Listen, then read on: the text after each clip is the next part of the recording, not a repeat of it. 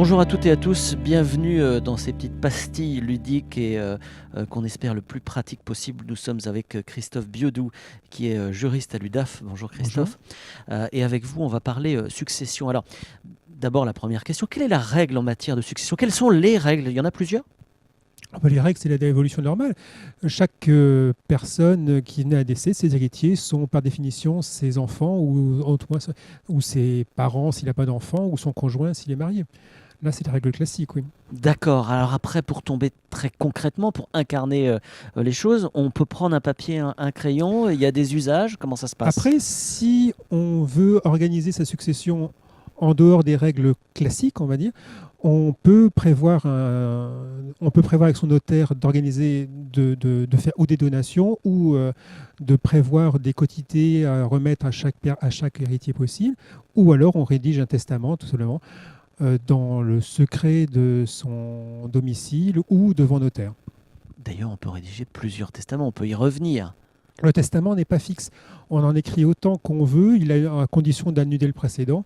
Il ne faut pas qu'à notre décès, le notaire se retrouve à ouvrir 5-6 testaments et à choisir lequel est le dernier. De toute façon, tous les testaments, pour être valables, doivent être datés. Donc, de fait, on prendra le dernier.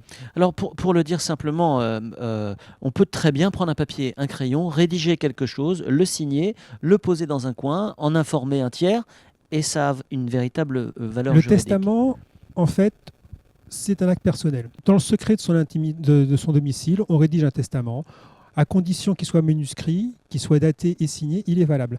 Le risque, c'est qu'il soit perdu, qu'il soit volé par les héritiers indélicats, qui ne se retrouveraient pas dessus, ou que personne ne le trouve et que la succession s'ouvre dans les règles classiques, normales, quoi.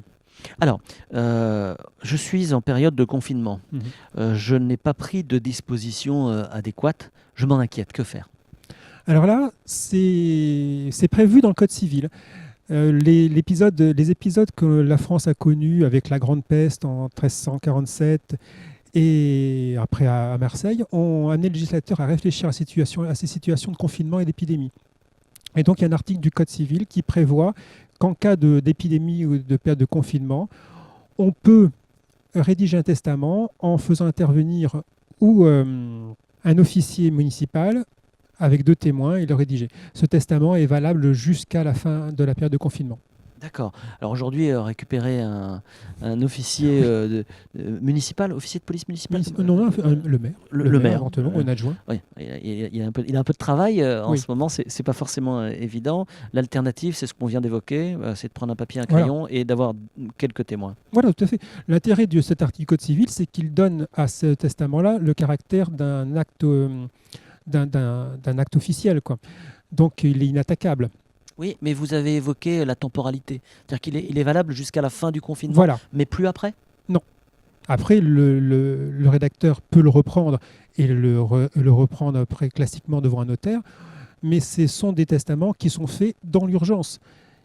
Ils sont faits sous la pression de l'urgence et de l'épidémie. On peut penser qu'une fois la période passée, la personne qui s'inquiétait de sa fin reprend ses esprits et repart sur une situation nouvelle.